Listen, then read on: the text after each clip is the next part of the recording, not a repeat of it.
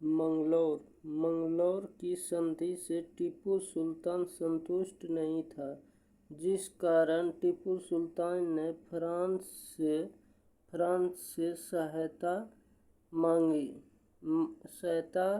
की मांग की। इसी बात को आधार बनाते हुए अंग्रेजों ने टीपू सुल्तान पर आरोप लगाया कि टीपू सुल्तान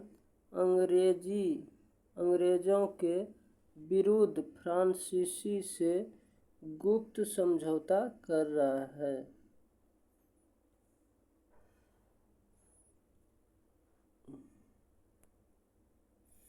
तृतीय आंग्ल मैसूर युद्ध। तृतीय आंग्ल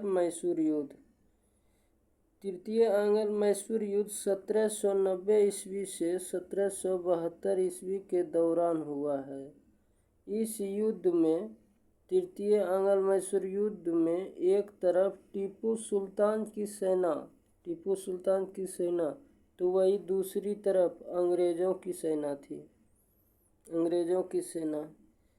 तृतीय आंग्ल मैसूर युद्ध में अंग्रेजों की मदद मराठा पेशवा और हैदराबाद का निजाम कर रहा था। इस युद्ध में अंग्रेजों की जीत हुई।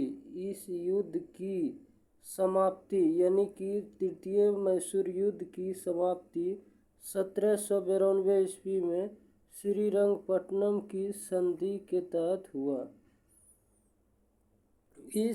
इस समय बंगाल के गवर्नर जनरल लॉर्ड कॉर्नवालिस थे।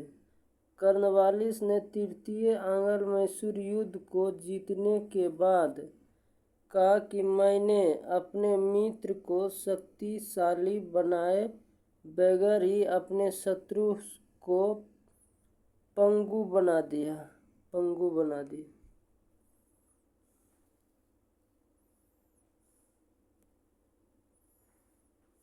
चतुर्थ आंग्ल मैसूर युद्ध। यह युद्ध चतुर्थ मैसूर युद्ध 1799 ईस्वी में टीपू सुल्तान और अंग्रेजों के बीच हुआ। चतुर्थ आंग्ल मैसूर युद्ध के दौरान ही टीपू सुल्तान मारा गया। तत्पश्चात अंग्रेजों ने बोडियार वंश के अल्पायु शासक कृष्णराज द्वितीय को गद्दी पर बैठाकर 1799 ईस्वी में सहायक संधि पर हस्ताक्षर करवा लिया। इस प्रकार हम यह कह सकते हैं कि 1799 ईस्वी में सहायक संधि के तहत मैसूर ब्रिटिश साम्राज्य का अंग बन गया।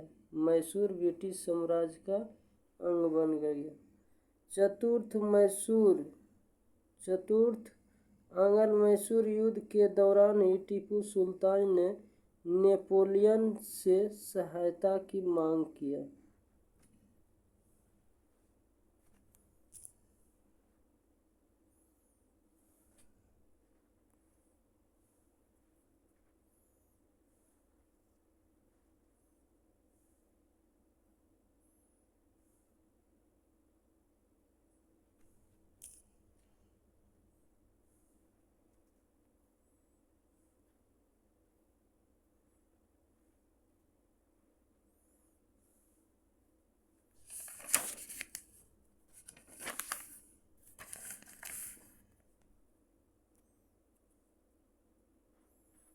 पंजाब में सिख धर्म और सिख राज।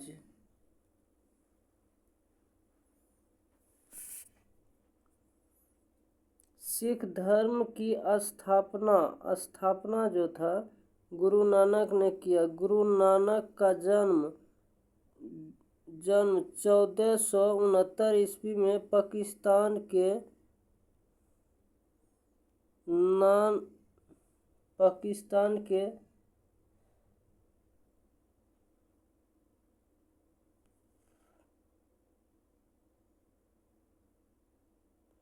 ननकाना या तलवंडी में हुआ था। गुरु नानक का पिता मेहता कालूराम, माता जो था त्रिपता देवी, पत्नी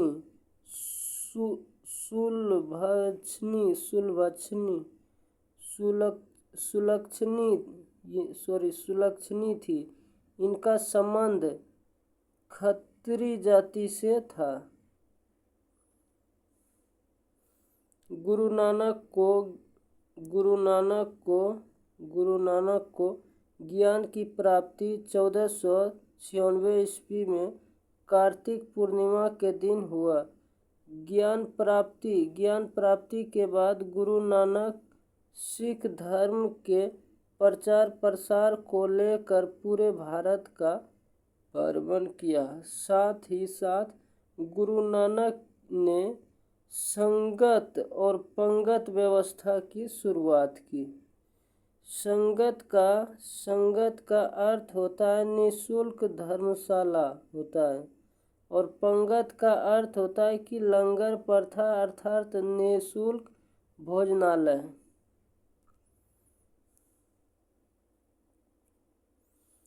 सिख धर्म का प्रचार प्रसार करते हुए 1539 ईस्वी में करतारपुर में गुरु नानक का निधन हो गया। गुरु नानक का उत्तराधिकारी उनका प्रिय शिष्य गुरु अंगद बना, जो सिख धर्म के दूसरे गुरु हुए।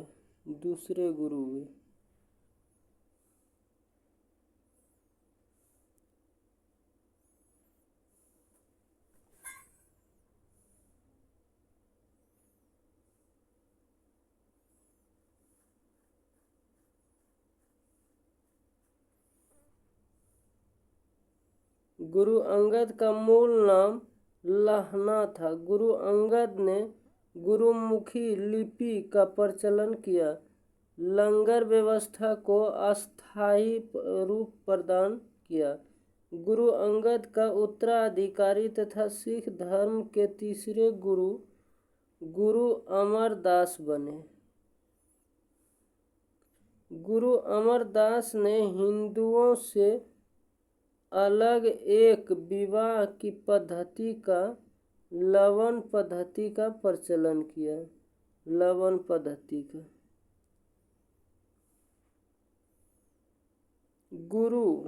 गुरु जो था गुरु अमरदास ने सिख धर्म के प्रचार प्रसार को लेकर भारत के अलग अलग शहरों में 22 गद्दी की स्थापना किया। अमरदास के समकालीन मुगल बादशाह अकबर थे। अकबर पंजाब के गोइंदवाल जाकर अमरदास से मुलाकात की।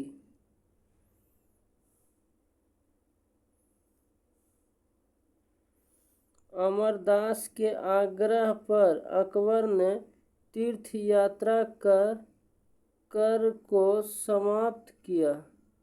अकबर ने अमरदास की पुत्री बीबी भानी को 500 गांव दान में दे दिया। अमरदास के पुत्र बाबा श्री चंद्र ने अमरदास के खिलाफ विद्रोह कर दिया, जिस कारण अमरदास ने अपना उत्तराधिकारी अपने प्रिय शिष्य यानी कि दामाद गुरु रामदास को बनाया।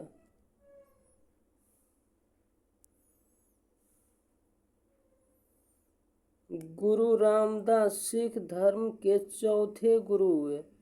1574 से 1581 ईस्वी तक गुरु के पद पर रहे। इन्होंने यानी कि गुरु जो था रामदास 1577 ईस्वी में अमृतसर नामक शहर को बसाया।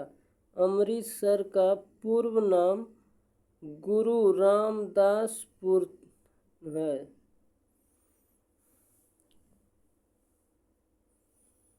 गुरु रामदास भी मुगल बादशाह अकबर के समकालीन थे।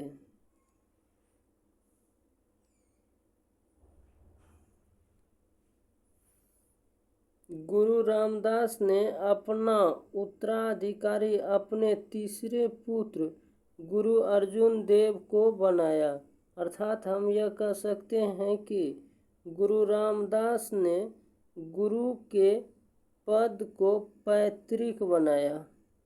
सिख धर्म के 5वें गुरु अर्जुन देव हुए, जो कि 1581 ईस्वी से 1606 ईस्वी के बीच सज धज कर अपने दरबार में उपस्थित होते थे, जिस कारण उन्होंने सच्चा बादशाह भी कहा जाता था। गुरु अर्जुन देव 1589 ईस्वी में अमृतसर में स्वर्ण मंदिर यानी कि हर मंदिर का निर्माण करवाया। गुरु अर्जुन देव 1604 ईस्वी में सिखों के सबसे पवित्र ग्रंथ आदि ग्रंथ यानी गुरु ग्रंथ साहिब की भी रचना किया।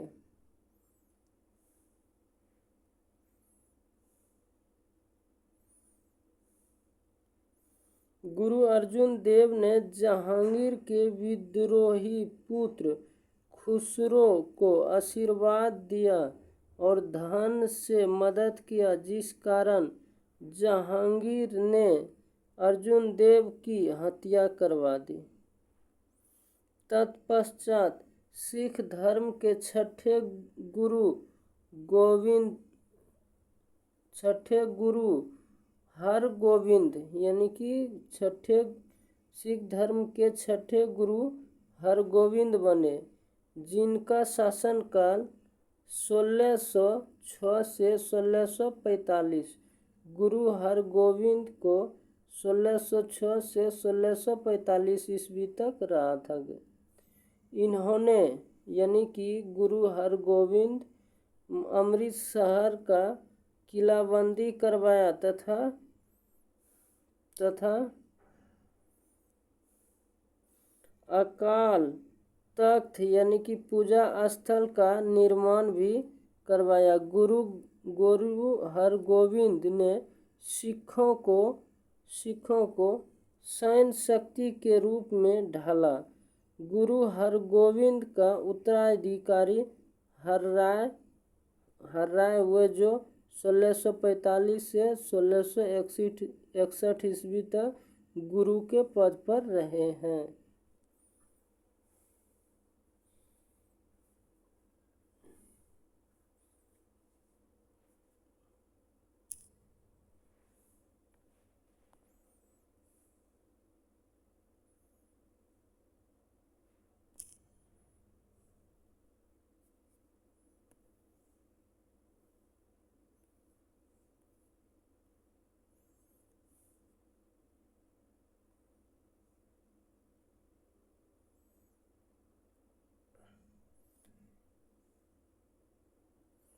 गुरु हर्राय का शाहजहां के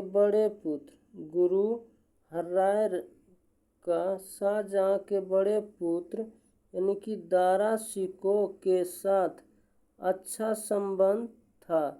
गुरु हर्राय का उत्तराधिकारी गुरु हरकिशन बना, जो कि 1661 से 1664 ईस्वी तक रहा था।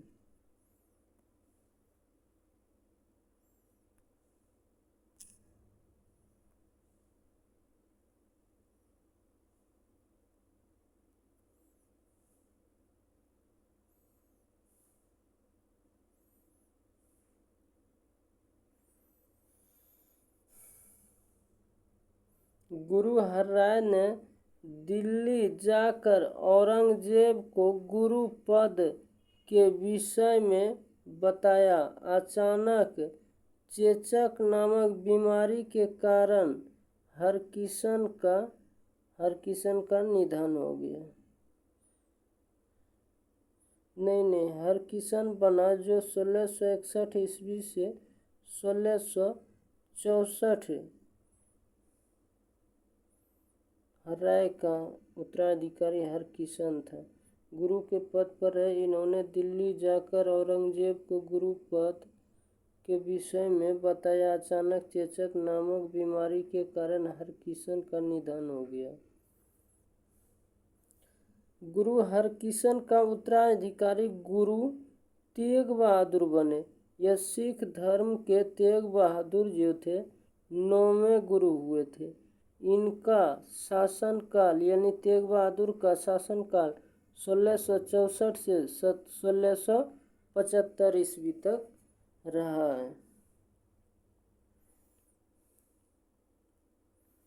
तेग बहादुर का मूल नाम त्यागमल था। इन्होंने वाकला दा बाबा के नाम से भी जाना जाता है। मुगल बादशाह औरंगजेब के समकालीन थे। कौन? तेग बहादुर। मुगल बादशाह औरंगजेब के समकालीन थे तेग बहादुर। तेग बहादुर ने औरंगजेब की धार्मिक नीतियों का खुले तौर पर विरोध किया, जिस कारण औरंगजेब ने गुरु तेग बहादुर को अपने दरबार में बुलाकर काफी प्रताड़ित किया तथा उसकी हत्या करवा दी। अर्थात इनकी हत्या के लिए औरंगजेब जिम्मेदार था। गुरु तेग बहादुर ने ही नारा दिया है कि सर दाद सिरे न दा, अर्थात मैंने अपना सर कटवा दिया लेकिन सिख धर्म का रहस्य नहीं बताया।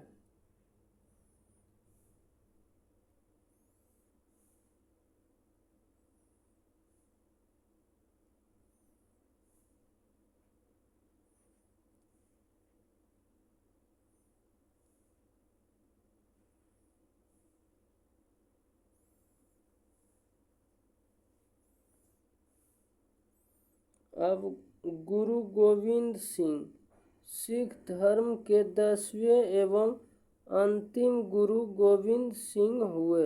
गुरु गोविंद सिंह का जन्म जो था 1666 ईस्वी में पटना साहिब में हुआ। गुरु गोविंद सिंह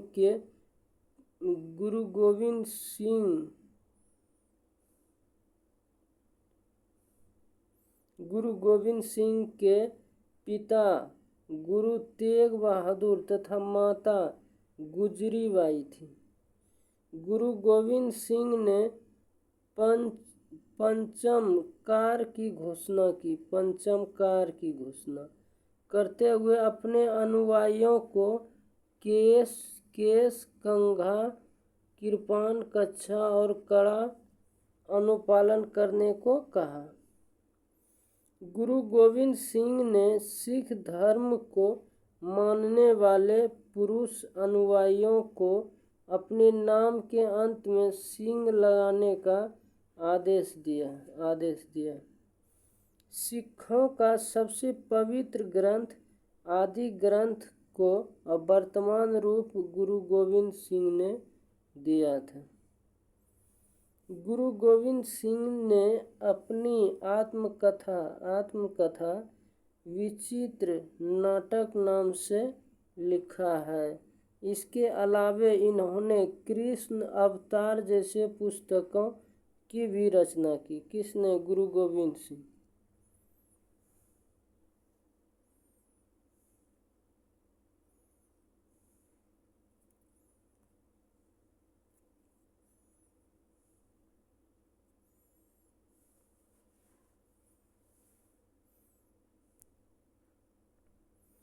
गुरु गोविंद सिंह ने पाहुल प्रणाली की शुरुआत की, साथ ही साथ खालसा पंथ की स्थापना, यानी कि खालसा का अर्थ शुद्ध होता है।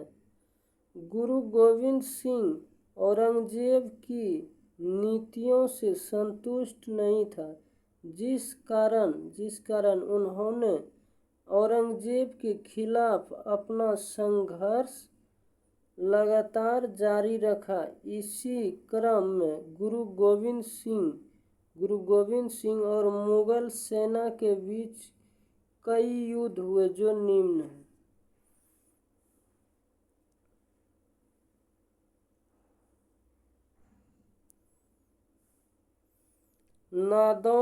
नादौन का युद्ध। नादौन का युद्ध 1690 ईस्वी में गुरु गोविंद सिंह और मुगल सेना के बीच हुआ। इसमें गुरु गोविंद सिंह की जीत हुई। आनंदपुर का प्रथम युद्ध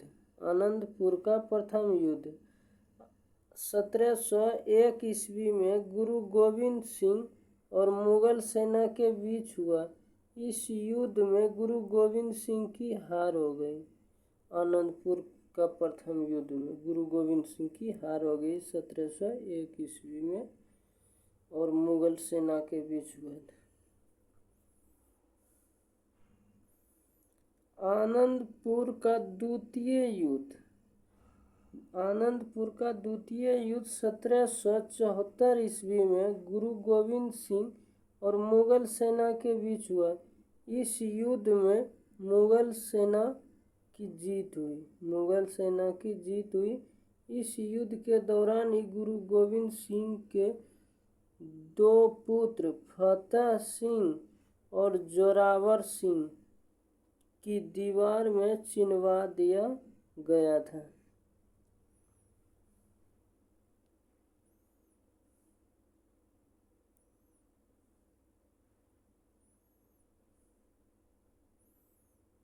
चाकमौर का युद्ध 1705 ईस्वी में गुरु गोविंद सिंह और मुगल सेना के बीच हुआ। इस चाकौर का युद्ध में मुगल सेना की ही जीत हुई। इस युद्ध के दौरान चाकौर का युद्ध के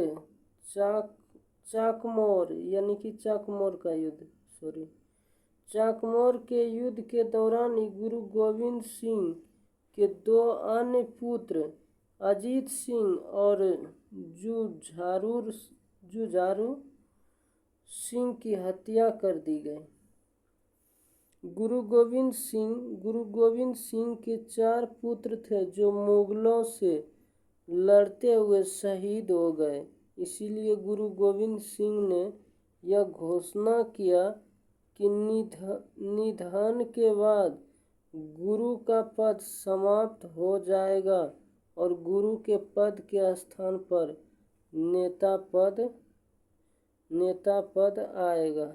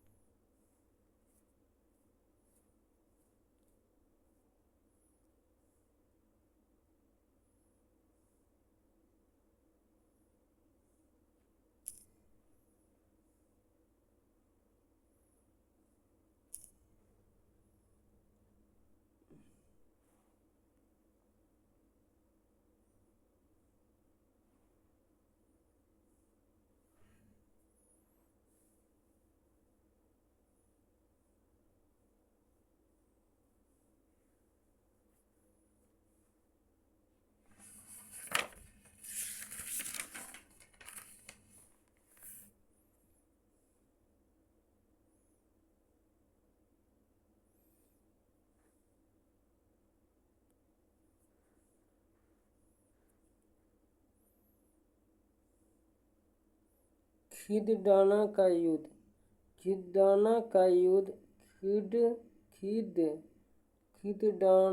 युद्ध 1705 ईस्वी में गुरु गोविंद सिंह और मुगल सेना के बीच हुआ और खिदडाना युद्ध में गुरु गोविंद सिंह की जीत हुई।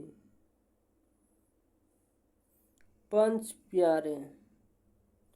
गुरु गोविंद सिंह के वैसे अनुयायी जो गुरु गोविंद सिंह के लिए प्राण तक त्यागने के लिए तैयार हो गए थे। उसे पंच प्यारे कहा गया। इसके अंतर्गत निम्न अनुयायी थी: दिल्ली का जाट धर्मदास, लाहौर का दयाराम खत्री, अवीदर का नाई साहब चंद्र और द्वारका का दर्जी मोहकम चंद्र छिंबा और जगन्नाथ का हिम्मत वीवर।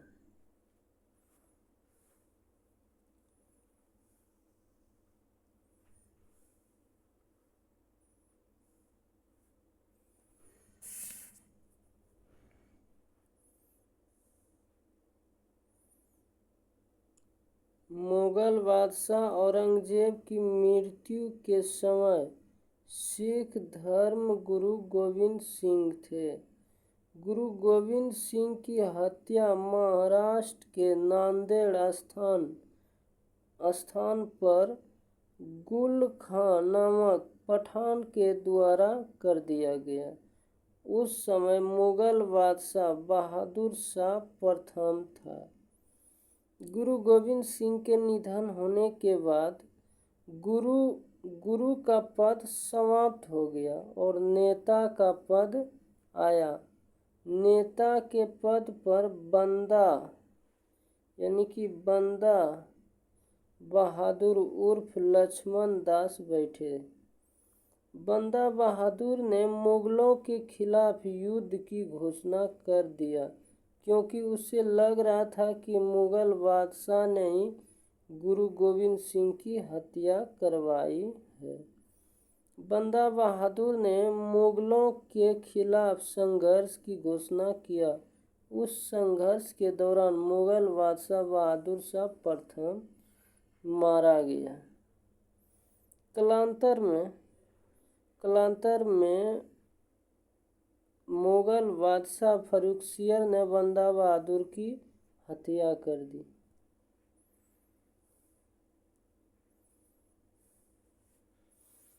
तत्पश्चात सिख धर्म का उत्कर्ष रुक सा गया। तत्पश्चात सिख धर्म का उत्कर्ष रुक सा गया।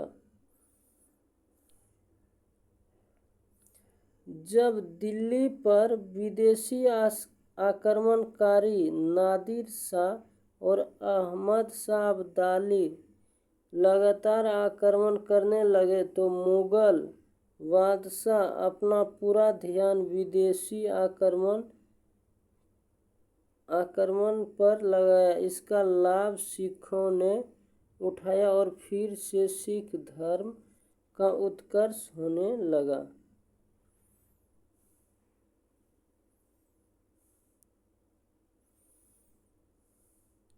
सिख धर्म का उत्कर्ष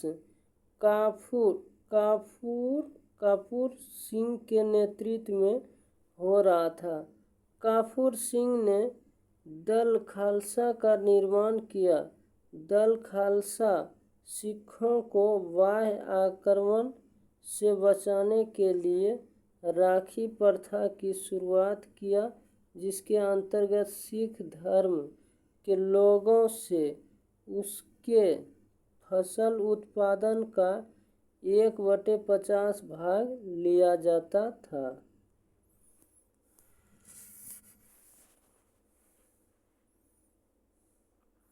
काफूर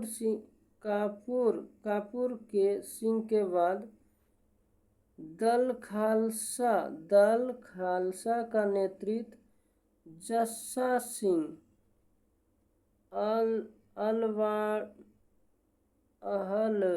अहलूवालिया ने संभाला।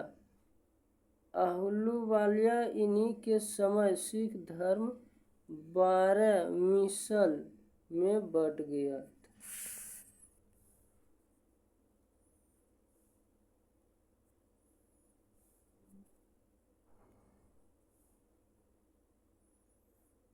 मिसल एक अरबी भाषा का शब्द है। इस मिसल का शाब्दिक अर्थ सम्मान होता है। 12 मिसल में सबसे प्रमुख मिसल बनकर शुक्रचकिया मिसल उभरा। इस मिसल के संस्थापक चरक सिंह हुए। कौन सा मिसल? शुक्रचकिया मिसल के संस्थापक चरक सिंह हुए। चरक सिंह के बाद इस मिसल यानी शुक्रचकिया मिसल का नेतृत्व महासिंह ने किया। महासिंह के बाद इस शुक्रचकिया मिसल का नेतृत्व रणजीत सिंह ने किया। रणजीत सिंह का जन्म 1780 ईस्वी में शुक्रचकिया मिसल के प्रमुख महासिंह के यहाँ हुआ। महासिंह का निधन 1792 ईस्वी में हुआ। तत्पश्चात मात्र 12 वर्ष की अवस्था में रणजीत सिंह शुक्रचकिया मिसल का प्रमुख बना। शुक्रचकिया का प्रमुख।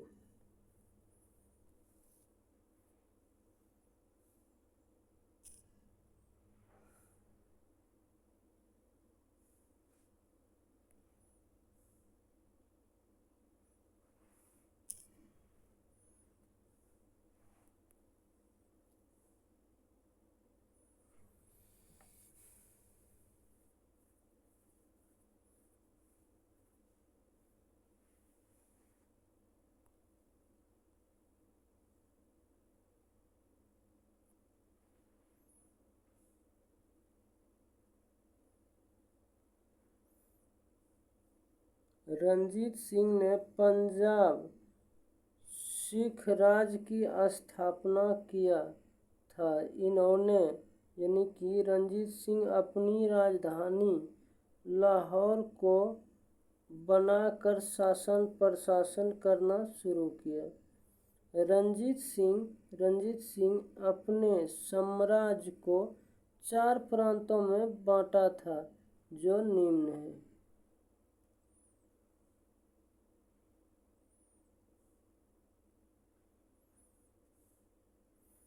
रणजीत सिंह जो 4 प्रांतों में बांटा था, पहला कश्मीर, दूसरा मुल्तान, तीसरा पेशावर, चौथा लाहौर।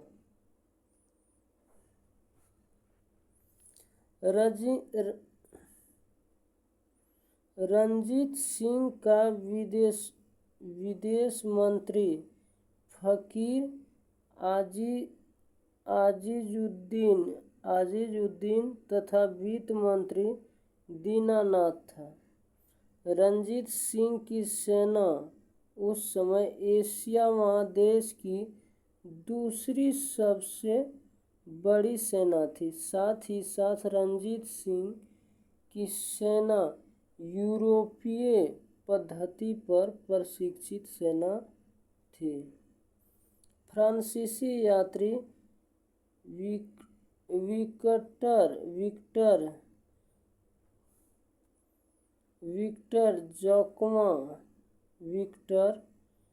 विक्टर जोकमा ने रणजीत सिंह की तुलना नेपोलियन से किया।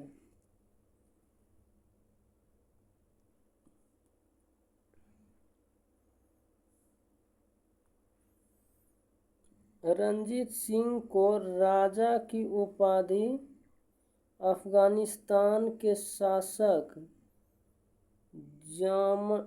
जामन शाह ने दिया। रणजीत सिंह को राजा की उपाधि अफगानिस्तान के शासक जामन शाह ने दिया है। अफगानिस्तान के शासक शाह शुजा ने रणजीत सिंह को कोहिनूर हीरा सौंपा है।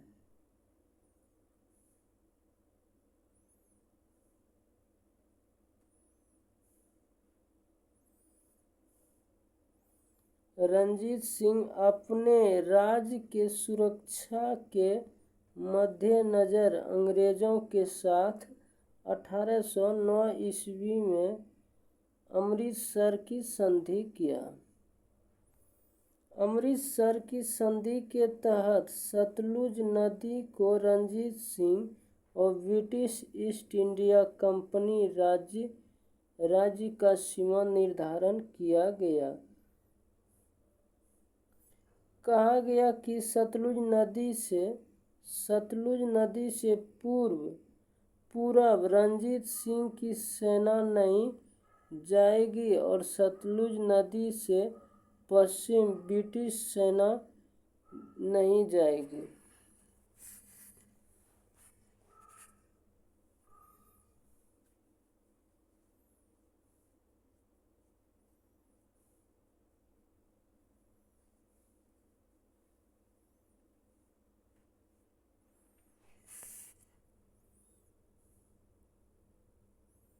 यह सतलुज नदी की संधि में अंग्रेजों की तरफ से चार्ल्स मेटकॉफ ने लिया था। रंजीत सिंह ने कहा कि ईश्वर ने उनका एक आंख इसीलिए ले लिया है ताकि वे एक ही निगाह से सभी धर्मों को समान रूप में देख सके। रंजीत सिंह का निधन 1839 ईस्वी में हो गया। रंजीत सिंह का उत्तराधिकारी उसका बेटा खड़ग सिंह बना। खड़ग सिंह का उत्तराधिकारी उसका बेटा नैनीहाल सिंह बना।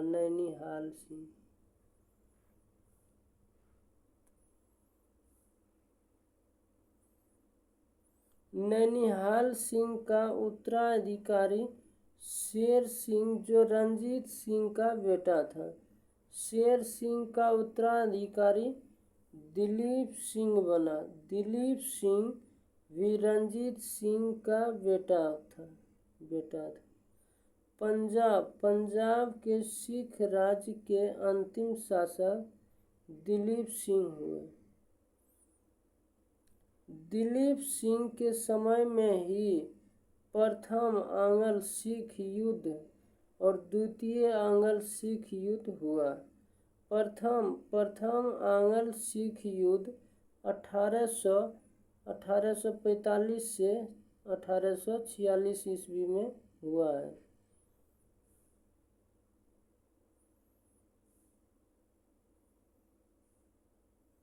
प्रथम आंग्ल युद्ध के समय भारत के गवर्नर जनरल लॉर्ड हार्डिंग प्रथम था।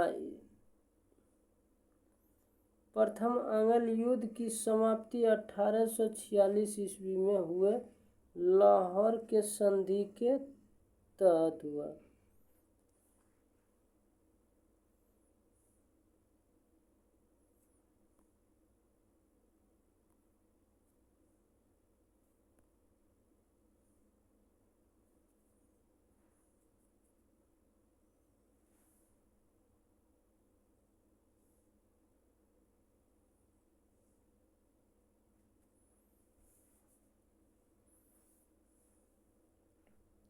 1846 ईस्वी में भैरोवाल की संधि हुई, जिसके तहत दिलीप सिंह के राज्य में ब्रिटिश सेना रखे जाने का प्रावधान किया गया। द्वितीय आंग्ल सिख युद्ध 1848 से 1849 ईस्वी के दौरान हुआ। द्वितीय आंग्ल सिख युद्ध को तोपों की लड़ाई भी कही जाती है। द्वितीय आंग्ल सिख युद्ध के दौरान रामनगर का युद्ध या चिलियावाला का युद्ध गुजरात का युद्ध इत्यादि हुआ।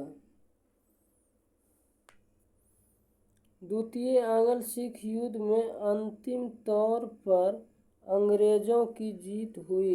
इस समय भारत के गवर्नर जनरल लॉर्ड डलहौजी थे। लॉर्ड डलहौजी 1849 ईस्वी में पंजाब को जीतकर ब्रिटिश साम्राज्य में मिला लिए। लॉर्ड डलहौजी दिलीप सिंह से कोहिनूर हीरा लेकर ब्रिटिश महारानी विक्टोरिया को भेज दिया गया। दिलीप सिंह को पेंशन देकर शिक्षा ग्रहण करने हेतु लंदन भेज दिया गया।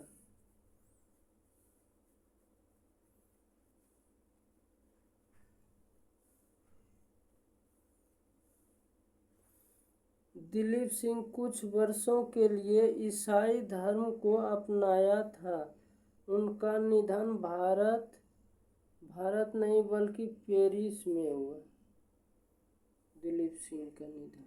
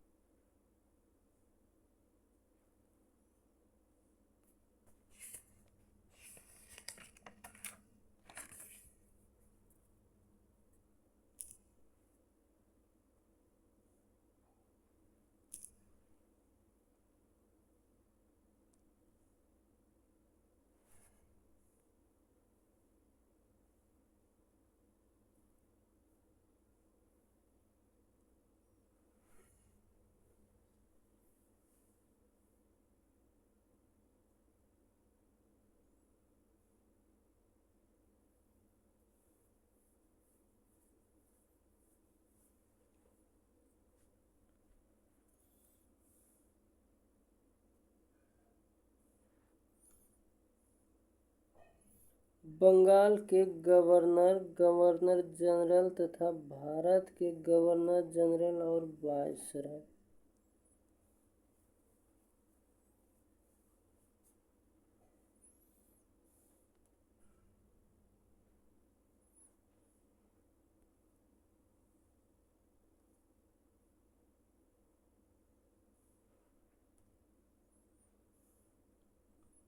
भारत में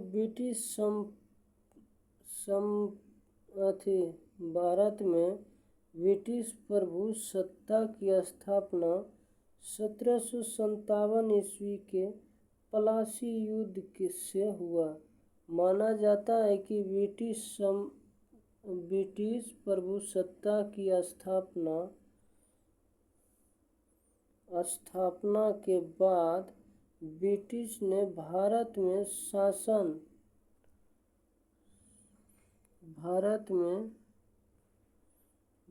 में क्या किया कि भारत में शासन प्रशासन चलाने को लेकर बंगाल के गवर्नर पद का सृजन किया।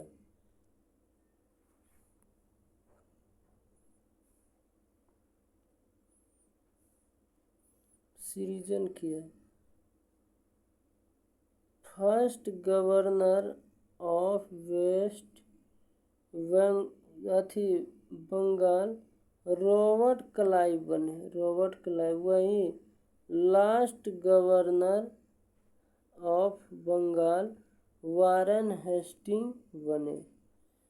1773 के रेगुलेटिंग एक्ट के तहत बंगाल के गवर्नर के कार्य अधिकार शक्ति में इजाफा किया गया। उसका पदनाम बदलकर बंगाल का गवर्नर जनरल कर दिया गया। बंगाल का प्रथम गवर्नर जनरल वारेन हेस्टिंग बने। वही बंगाल के अंतिम governor general Lord William Bentinck बने। 1833 के चार्टर के तहत बंगाल के गवर्नर जनरल का पदनाम बदलकर भारत का गवर्नर जनरल कर दिया गया।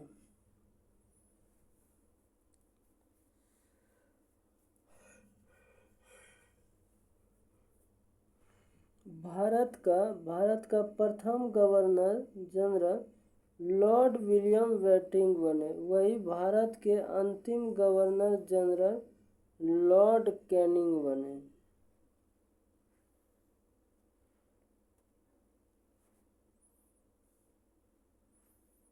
1858 के भारत परिषद अधिनियम के तहत भारत के गवर्नर जनरल का पद नाम बदलकर भारत का वायसराय कर दिया। भारत का प्रथम वायसराय लॉर्ड कैनिंग बना।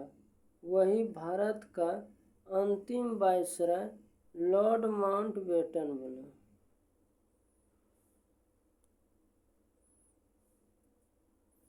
आज़ादी के बाद भारत के वायसराय का पदनाम बदलकर स्वतंत्र भारत का गवर्नर जनरल कर दिया गया। स्वतंत्र भारत का प्रथम गवर्नर जनरल लॉर्ड माउंटबेटन बना। वही स्वतंत्र भारत के प्रथम एवं अंतिम भारतीय गवर्नर जनरल चक्रवर्ती राजगोपालाचारी बने।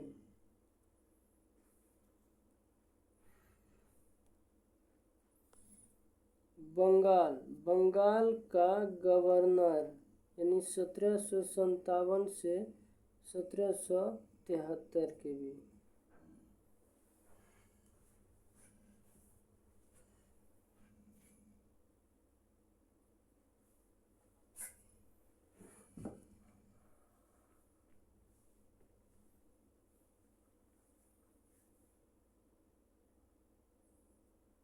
रॉबर्ट क्लाइव 1757-60 एवं 1765 से 67।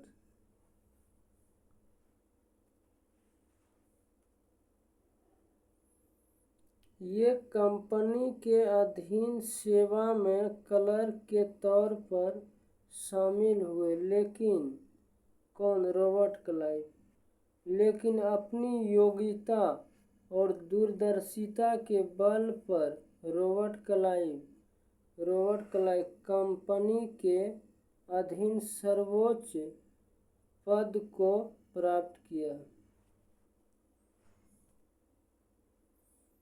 इन्हें हीरो ऑफ आर्काट कहा जाता है। रॉबर्ट क्लाइव ने ही प्लासी के युद्ध में अंग्रेजी कंपनी का नेतृत्व किया और जीत दिलाया। इंग्लैंड के प्रधानमंत्री विलियम पिट ने रॉबर्ट क्लाइव को स्वर्ग से उत्पन्न सेना नायक की उपाधि दिया।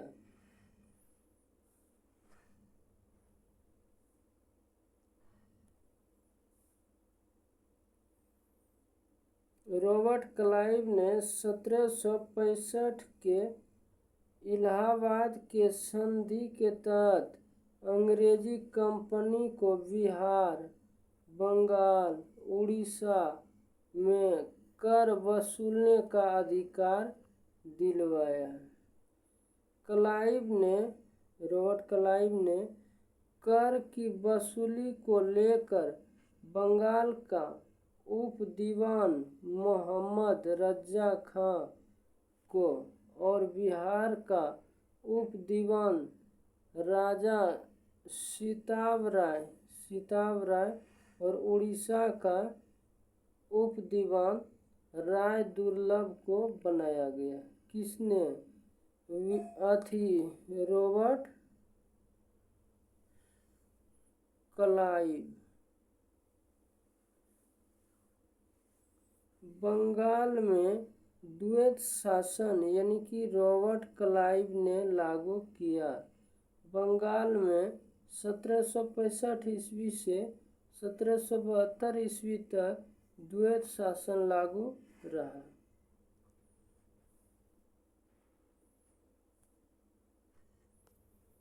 वेंसीटाड 1760 से 1764 ईस्वी तक। वेंसीटाड के समय में 1764 ईस्वी में बक्सर का युद्ध हुआ।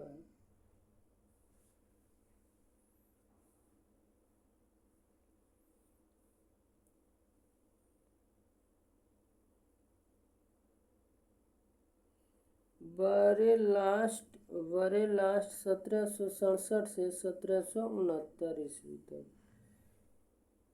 वारेलास्ट के समय में 1767 से 1769 ईस्वी के दौरान प्रथम आंग्ल मैसूर युद्ध हुए।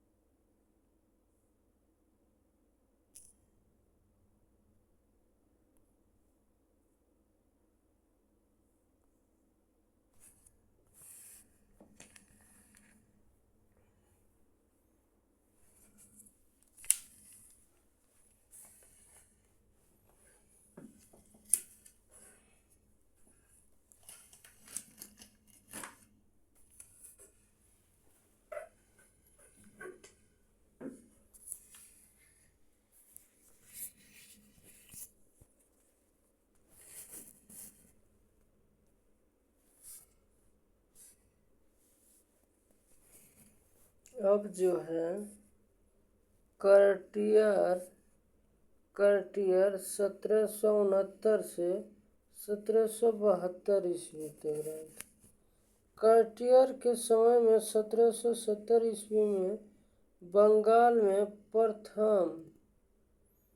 प्रथम बड़ा अकाल पड़ा।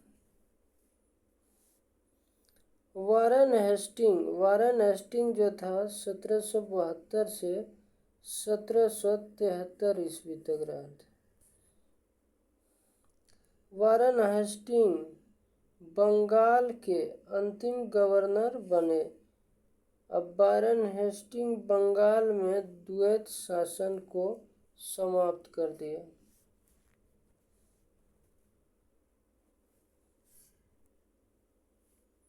बंगाल के गवर्नर जनरल 1773 से 1833। वारेन हेस्टिंग 1772 से 1785 ईस्वी तक।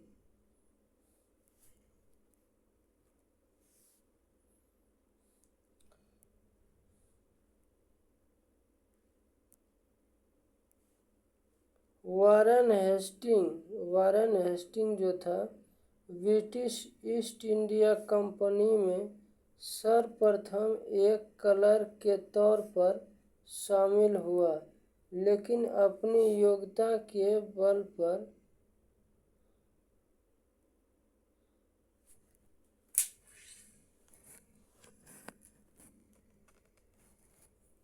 योग्यता के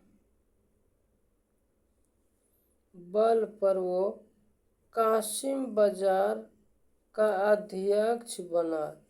बाद के वर्षों में बंगाल का गवर्नर जनरल बना। वारेन हेस्टिंग के समय होने वाले प्रमुख युद्ध निम्न हैं। 1775 ईस्वी से 1782 ईस्वी के दौरान प्रथम आंग्ल मराठा युद्ध हुआ। इस युद्ध यानी कि प्रथम आंग्ल मराठा युद्ध की समाप्ति 1782 ईस्वी में हुए। सालवाई संधि के तहत समाप्त हुए प्रथम आंग्ल मराठा युद्ध।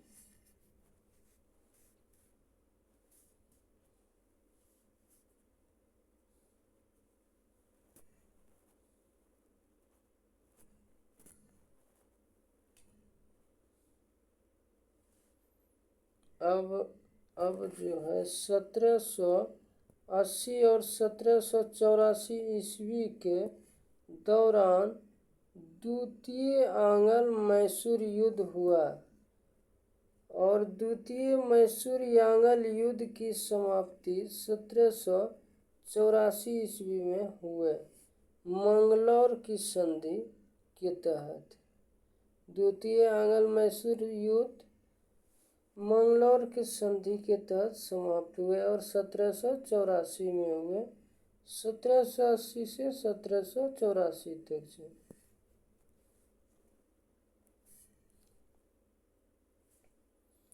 अब 1781 ईस्वी में पोर्टो-नोवा का युद्ध हुआ।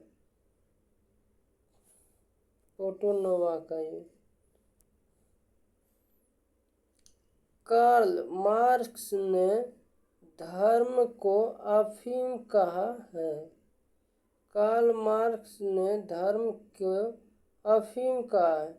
ब्रिटिश भारतीय धर्म ग्रंथों को समझना चाहता था, इसीलिए वारेन हेस्टिंग के समय भारतीय धर्म का अंग्रेजी भाषा में अनुवाद होना प्रारंभ हुआ।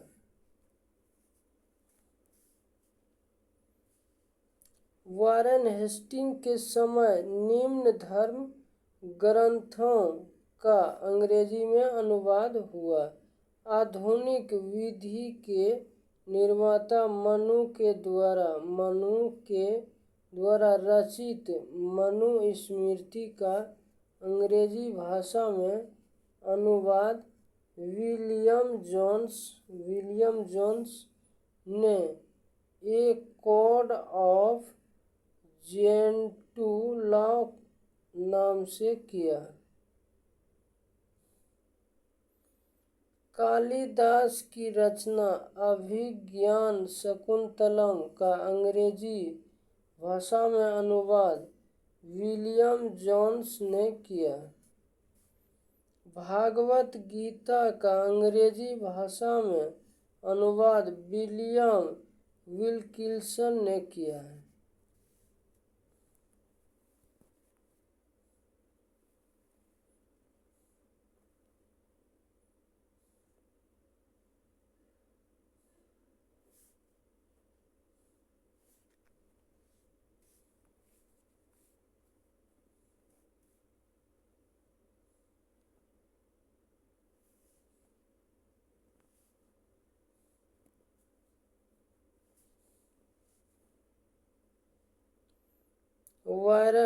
वारन हेस्टिंग के समय ही जेम्स आर्मस्ट्रांग हिक्की के द्वारा भारत का प्रथम समाचार पत्र द बंगाल गजट 1780 ईस्वी में प्रकाशित किया गया। वारन हेस्टिंग के समय 1784 ईस्वी में विलियम जोन्स ने कलकत्ता में the Asiatic Society of Bengal की स्थापना किया। वारन हेस्टिंग ने मुस्लिम शिक्षा को बढ़ावा देने के उद्देश्य से 1781 ईस्वी में कलकत्ता में प्रथम मदरसा की स्थापना की। वारन हेस्टिंग ने ब्रिटिश सरकार की खजाना को मुर्शिदाबाद से हस्तांतरित कर कलकत्ता ले गया। वारन हेस्टिंग कर की वसूली को लेकर इजारेदारी प्रथा यानी कि फार्मिंग सिस्टम यानी ठेकेदारी प्रथा अपनाया।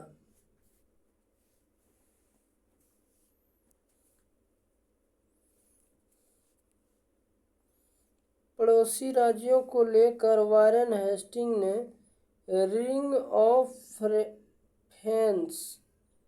फेंस या घेरे की नीति को अपनाया। वारन हेस्टिंग ने कर की वसूली करने को लेकर बोर्ड ऑफ रिवेन्यू यानी कि राजस्व बोर्ड का गठन किया गया। 5 अलग अलग शहरों में चुंगी यानी कि घर टैक्स ऑफिस बनवाया।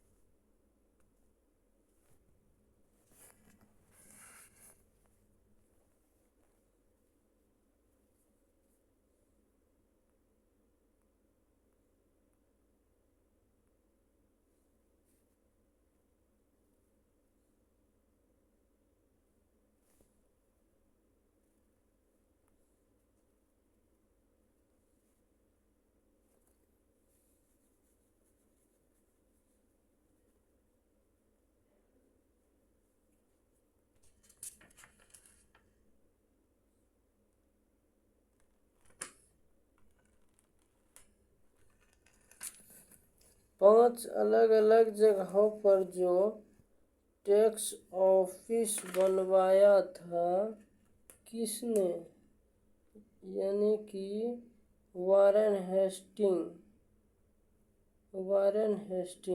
बनवाया जो था। पहला ढाका में, दूसरा पटना में, तीसरा कलकत्ता में और हुगली में और पांचवा मुर्शिदाबाद में। ये सब टैक्स घर यानी कि राजस्व घर बनाया था।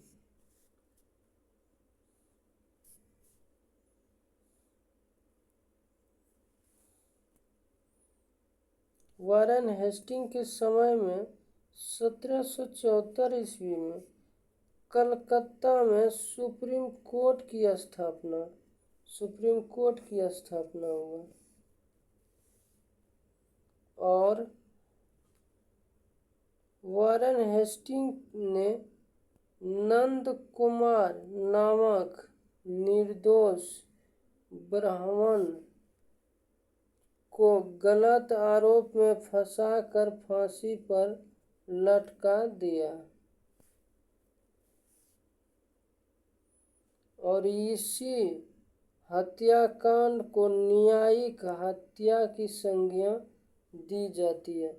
वारेन हेस्टिंग के समय में 1784 का ईस्ट इंडिया एक्ट पारित हुआ। इस एक्ट का विरोध करते हुए वारेन हेस्टिंग ने पद से त्याग पत्र दे दिया और लंदन वापस लौट गए। लंदन में एडमंड बर्क नामक सांसद के द्वारा वारेन हेस्टिंग पर महाभियोग चलाया गया, लेकिन 1795 ईस्वी में उन्हें सभी आरोपों से मुक्त घोषित कर दिया गया।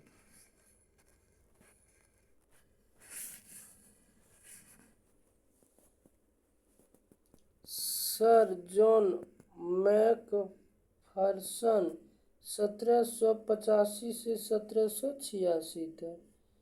इसे यानी कि sir John Macpherson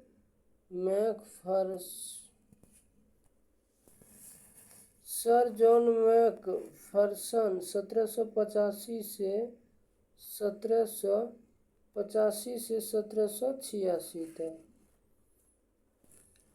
sir John Macpherson को अस्थायी गवर्नर जनरल बनाकर भेजा गया था।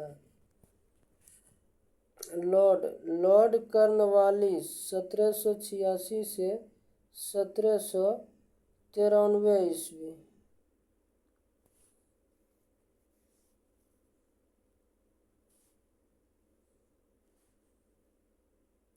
लॉर्ड कॉर्नवालिस 1786 से 1793। लॉर्ड कॉर्नवालिस अमेरिकी स्वतंत्रता संग्राम में ब्रिटिश के तरफ से भाग लिया था, लेकिन उसमें ब्रिटिशों की हार हुई थी। तत्पश्चात लॉर्ड कॉर्नवालिस को बंगाल का गवर्नर जनरल बनाकर भारत भेजा गया।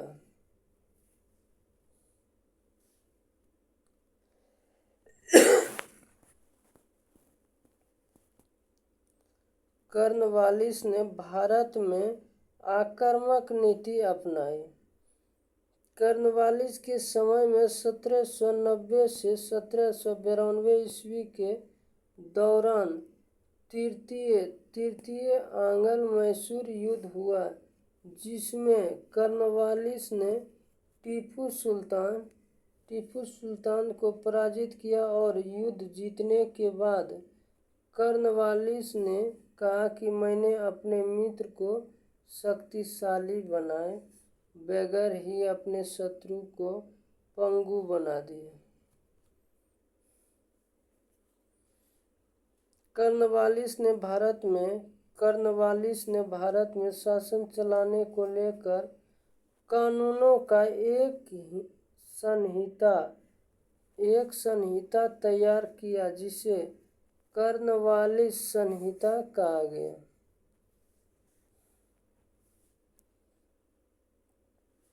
यह यानी कि कर्नवालिस संहिता शक्ति के पृथक्करण के सिद्धांत पर आधारित था। कर्नवालिस ने कर की वसूली को लेकर 1793 ईस्वी में अस्थायी बंदोबस्त लागू किया। इस अस्थायी बंदोबस्त के अंतर्गत कर की वसूली जमींदार किया करता था, जिस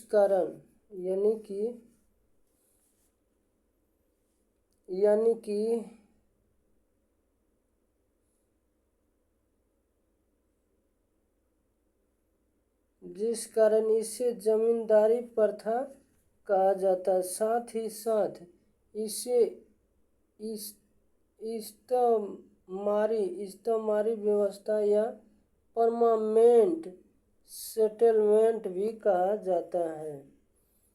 सूर्यास्त कानून का संबंध अस्थायी बंदोबस्त से ही है।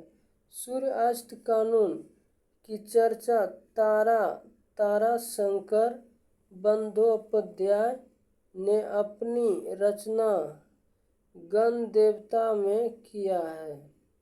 अस्थायी बंदोबस्त के अंतर्गत किसान कंपनी के राजकोष के बीच जमींदार जैसे बिचौलिया हुआ करता था।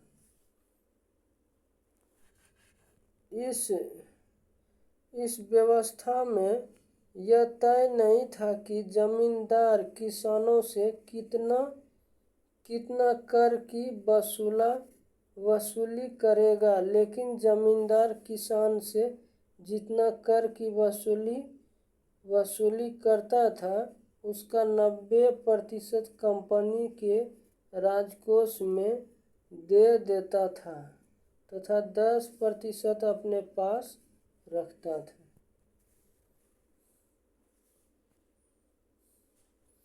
अस्थायी बंदोबस्त संपूर्ण ब्रिटिश शासित क्षेत्र के 19% भूभाग पर लागू था।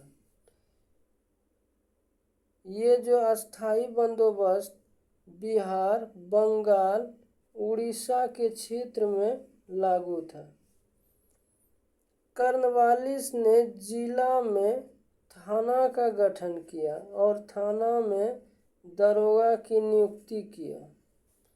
लॉर्ड कर्नवालिस को भारत में नागरिक सेवा का जनक माना जाता है। Sir John Shore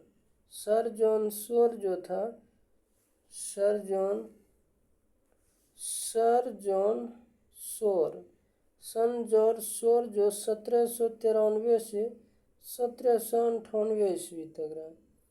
sir John Shore अपने शासनकाल के दौरान प्रशासनिक क्षेत्र में हस्तक्षेप की नीति अपनाई।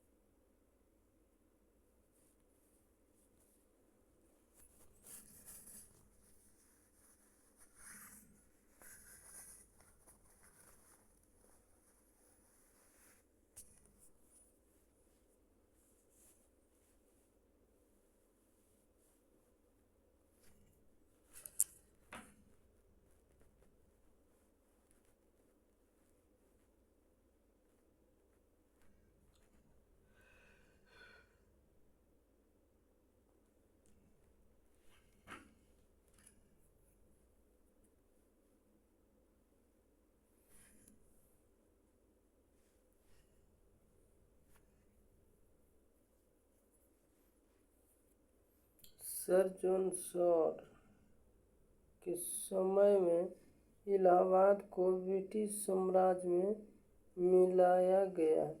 इन्हीं के यानी कि सर जॉन शॉर के समय में 1795 ईस्वी में खुर्दा युद्ध हैदराबाद के निजाम और मराठा पेशवा के बीच हुआ। इस खुर्दा का युद्ध में मराठा पेशवा को जीत हुई।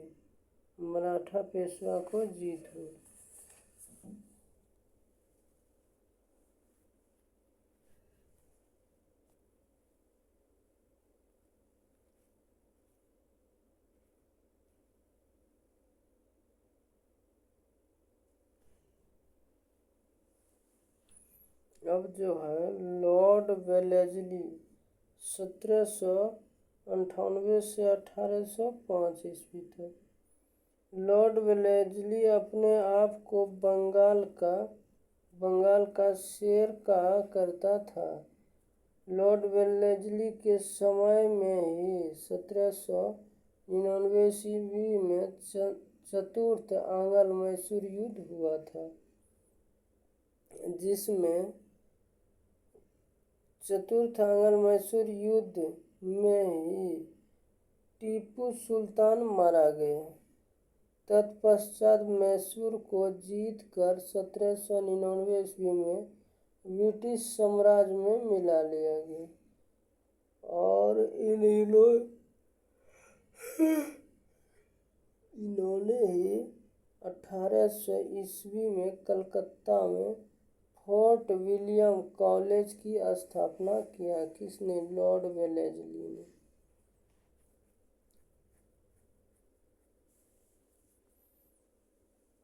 लॉर्ड वेलेस्ली के समय में ही 1803 ईस्वी में दिल्ली पर आक्रमण कर दिल्ली को जीत लिया गया और उसे ब्रिटिश साम्राज्य में मिला लिया गया।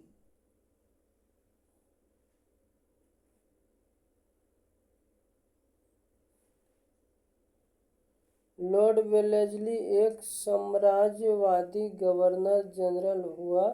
इन्होंने भारत में ब्रिटिश साम्राज्य के विस्तार को लेकर जो नीति अपनाई उसे सहायक संधि कहा गया। वेलेस्ली से पहले भारत में सहायक संधि का प्रयोग फ्रांसीसी गवर्नर डुप्ले ने किया था।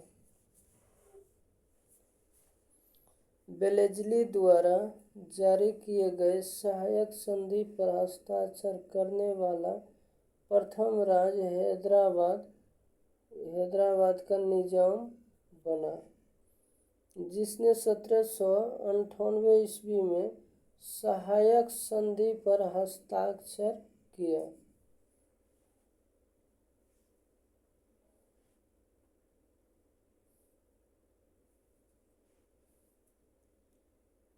मैसूर और तंजौर ने 1799 ईस्वी में, अवध में 1801 ईस्वी में, पेशवा 1802 ईस्वी में, बरार और भोसले 1803 ईस्वी में, सिंधिया 1804 ईस्वी में सहायक संधि पर हस्ताक्षर किया।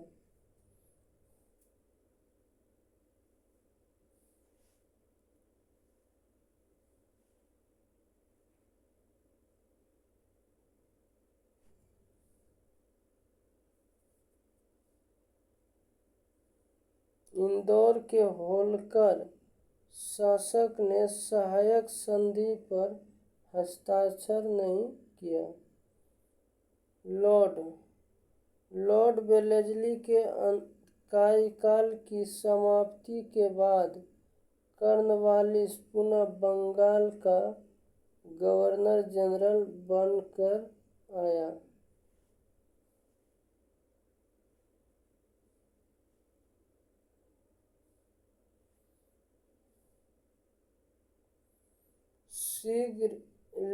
शीघ्र ही उसका निधन हो गया। किसका?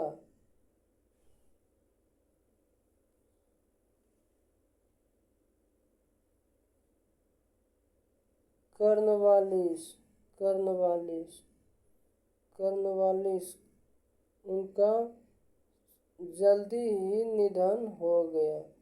फिर उन्हें उत्तर प्रदेश के गाजीपुर में दफना दिया गया।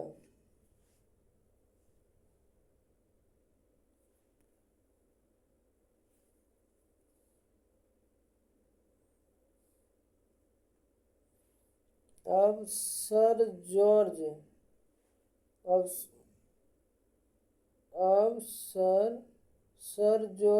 वारले 1805 से 1807 ईस्वी। सर जॉर्ज वारले के समय की सबसे बड़ी घटना 1806 ईस्वी में होने वाला वेल्लोर का सिपाही विद्रोह। यह विद्रोह वेल्लोर के सिपाहियों ने इसीलिए किया क्योंकि अंग्रेजों ने सिपाहियों को माथा पर टीका लगाने और कान में बालियां पहनने पर प्रतिबंध लगा दिया था।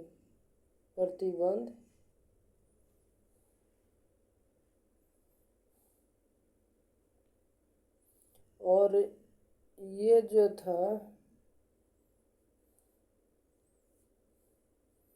वेल्लोर के सिपाही विद्रोह के समय मद्रास के गवर्नर लॉर्ड विलियम बेंटिक थे। उन्होंने विद्रोह को दबा दिया। अब लॉर्ड मिंटो प्रथम 1807 से 1813 ईस्वी।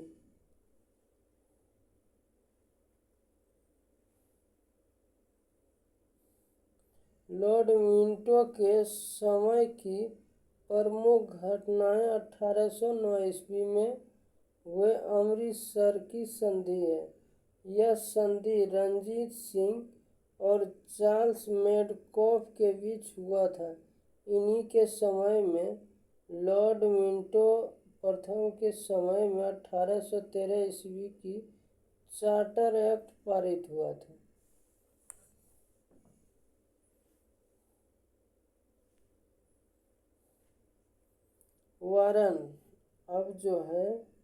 वारन हेस्टिंग 1813 से 1823 ईस्वी तक रहा। वारन हेस्टिंग एक साम्राज्यवादी गवर्नर जनरल था। इन्होंने भारत में ब्रिटिश साम्राज्य के विस्तार को लेकर एक नीति अपनाई। उसे फॉरवर्ड पॉलिसी या विस्तारवादी की नीति कहा गया। इन्होंने मराठों के सबसे बड़े सहयोगी पिंडारियों का दमन किया। यही घटना तृतीय आंग्ल मराठा युद्ध का तत्कालीन कारण बना और लॉर्ड हेस्टिंग के समय में 1816 ईस्वी से 1819 ईस्वी के दौरान तृतीय आंग्ल मराठा युद्ध हुआ था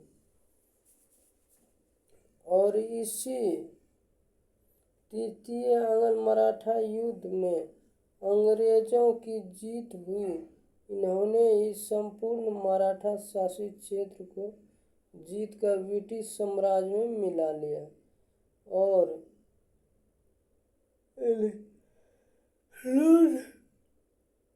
लॉर्ड हेस्टिंग के समय में 1814 से 1816 ईस्वी के दौरान आंग्ल नेपाल युद्ध हुआ। इस युद्ध की समाप्ति आंग्ल नेपाल युद्ध की समाप्ति 1816 ईस्वी में हुआ।